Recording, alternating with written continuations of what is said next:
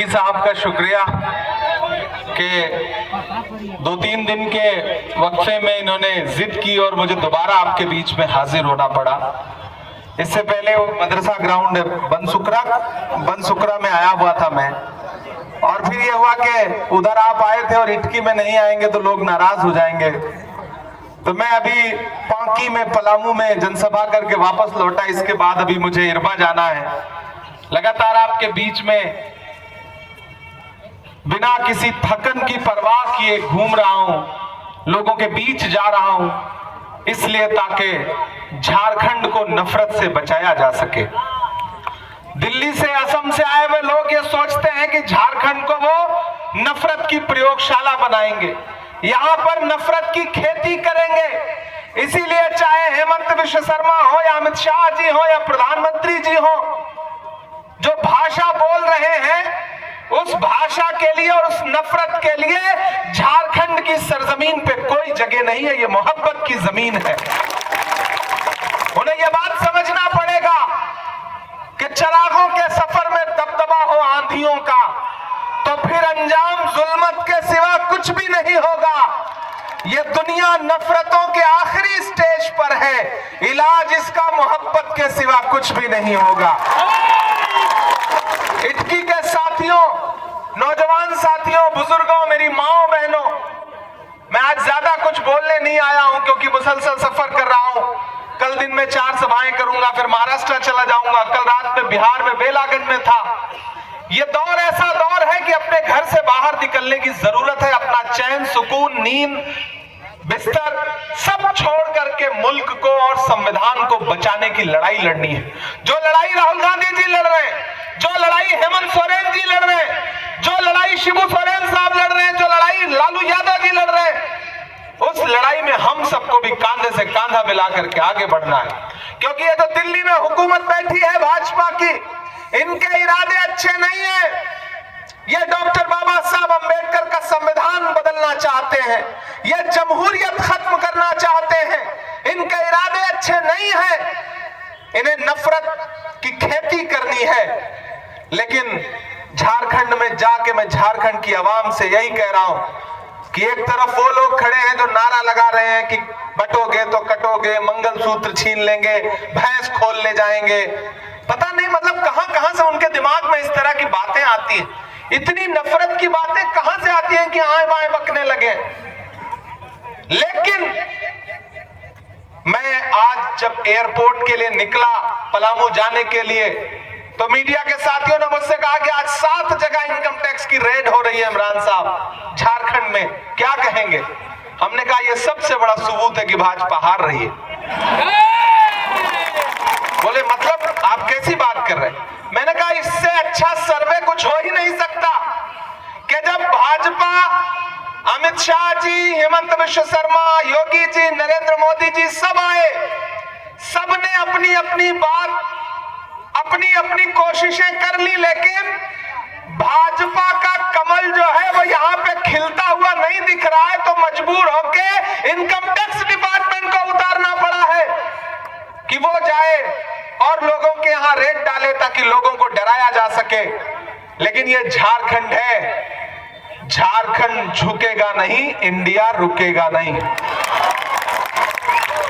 मेरे भाई, जब हेमंत सोरेन साहब को जेल भेजा जा रहा था बिना किसी जुर्म के, तो भाजपा ने यह सोचा था कि झारखंड का यह मुख्यमंत्री डर जाएगा, इंडिया गठबंधन बिखर जाएगा, टूट जाएगा। लेकिन आपकी दुआओं में बड़ी ताकत है। मैं तो सैल्यूट करूंगा हेमंत सोरेन को कि उस आदमी ने 5 महीने जेल की सलाखों के पीछे रहना कबूल कर लिया, लेकिन झुकना कबूल नहीं किया। उसने अलग ऐलान कर दिया कि ये हवेली से खंडर का रास्ता हो जाएगा। किसने सोचा था कि इतना फासला हो जाएगा? मैं मनाने पर तुला हूं तुझको इतनी देर से, तू खफा है तो निकल, आप फैसला हो जाएगा। और 23 नवंबर को फैसला हो जाएगा। राह में खतरे भी हैं लेकिन ठहरता कौन है? मौत कल आती है, आज आ जाए, डरता कौन है? राह में खतरे भी हैं लेकिन ठहरता कौन है? मौत कल आती है, आज आ जाए, डरता कौन है? तेरी लश्कर के मुकाबिल कातिल ये अकेला है, मगर फैसला मैदान में होगा कि मरता कौन है। ये विधानसभा देखेगी, मांडर विधानसभा देखेगी कि साजिश करके पहले बंधु तिर्की साहब को मैदान से बाहर किया गया, सजा कराई गई। ये जो भाजपा के लोग हैं, ये बड़े डरपोक लोग हैं, ये झूठे लोग हैं, ये सीधी लड़ाई नहीं लड़ पाते हैं तो ये चालबाजियां करते हैं, साजिशें करते हैं। जब बहादुर लोगों से मुकाबला मैदान में नहीं कर पाते हैं तो फिर तमाम तरह के तिकड़म लगा करके ये मैदान खाली करवाना चाहते हैं। लेकिन ये भूल गए कि बंधु तिर्की साहब की बेटी जो है वो उनके उसूलों पर चलने वाली बेटी है, उसको भी कोई झुका नहीं सकता। वो आगे बढ़ेगी और मांडर विधानसभा जीत करके स्टेट की असेंबली में पहुंचेगी। और मांडर वालों, इटकी वालों, पूरे सूबे में जा रहा हूं मैं, एक तरफा इंडिया की हवा चल रही है, मंदिरों में भजन चल रहा है, मस्जिदों में दुआ चल रही है, जिस तरफ भी नजर तुम उठाओ इंडिया की हवा चल रही है। उधर नफरत के जो खुराक लेके आए थे ना, वो धीरे धीरे अब वापस जा रहे हैं। आप महसूस करिए बंधु भाई कि हेमंत बिश्व शर्मा साहब की आवाज थोड़ी सी कमजोर पड़ गई है इन दिनों। अब बहुत घुसपैठिया बुला नहीं पा रहे हैं, उनको समझ में आ गया कि कोई अस्त्र काम नहीं कर रहा है। अरे योगी जी भी कम आ रहे हैं अब झारखंड, मोदी जी को भी समझ में आ गया, इसलिए अब कल आ रहे हैं वो। तो उनको पता है कि कुछ भी कर ले, कितने भी जतन कर ले, झारखंड भोले लोगों का स्टेट है, सीधे सच्चे लोगों का स्टेट है। ये दिल्ली में बैठे हुए लोग भूल गए थे कि ये वो लोग हैं जो एक वक्त का खाना नहीं खाएंगे लेकिन खुद को बिकना मंजूर नहीं करते। ये खुददार लोग हैं, इनको खरीदा नहीं जा सकता, इनको डराया नहीं जा सकता। ये बिरसा मुंडा की सरजमीन है, शेख भिखारी की सरजमीन है। इस जमीन से खुददारी पनपती है। दिल्ली में बैठा हुआ कोई हाकिम यहाँ के लोगों को डरा नहीं सकता है।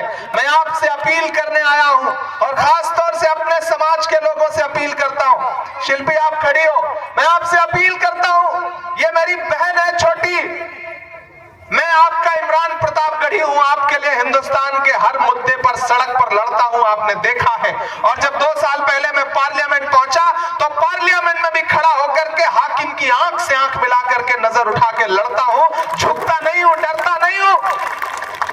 यह बहन की जीत मेरी जिम्मेदारी है। मुझसे राहुल गांधी जी ने कहा कि इमरान दोबारा जाना पड़े तो मांडर में जाओ, लोगों से अपील करो, एक भी वोट बिखरना नहीं चाहिए, बर्बाद नहीं होना चाहिए। बहुत सारे लोग आएंगे, देखिए भाजपा क्या करती है ना, जब सीधी लड़ाई में नहीं जीत पाती तो एक तीसरा आदमी उतारती है कि थोड़ा वोट कट जाए। लेकिन कटने का मतलब है, एक भी वोट बर्बाद होने का मतलब है भाजपा को सीधे सीधे फायदा पहुंचना। नाराजगी है उसे दूर करो, शिकायत है उसे दूर करो, बदगुमानी है उसे किनारे रखो, क्योंकि जब लड़ाई बड़ी हो तो छोटी छोटी चीजें नजरअंदाज करनी पड़ती हैं। लड़ाई बहुत बड़ी है। झारखंड और महाराष्ट्र का रिजल्ट तय करेगा कि जो दिल्ली में बैसाखी पर सरकार चल रही है, जो 400 पार का नारा लगाते लगाते 240 पे अटक गई है, जो 2 बैसाखियों पे चल रही है, एक आंध्र प्रदेश वाले चंद्रबाबू की बैसाखी और एक बिहार वाले नीतीश बाबू की बैसाखी, वो जो 2 बैसाखियों पे सरकार चल रही है, अगर ये 2 राज्य हम जीत गए ना तो उस बैसाखी में मान के चलो कि 1-1 फुट कमी आ जाएगी। और वो बैसाखी कब छिटक के उस सरकार को ऐसे धड़ाम से गिरा देगी पता भी नहीं चलेगा। तो इसलिए झारखंड और महाराष्ट्र जीतना बहुत जरूरी है। तो मेरी नई नस्लों, कोई भी बदगुमानी, कोई भी शिकायत, कुछ भी हो, आज से इस चुनाव को इमरान प्रतापगढ़ी बन के लड़ो। मेरी इज्जत भी जुड़ी हुई है इस बहन की जीत से, बंधु भाई की जीत से इमरान प्रतापगढ़ी की भी इज्जत जुड़ी है। मैं आपका बेटा हूं, आपका भाई हूं, इसलिए आपके सामने दामन फैलाने आया हूं। शायरी नहीं सुनाऊंगा तो आप कहोगे कि इन्होंने अच्छा नहीं किया करके। सही बात है।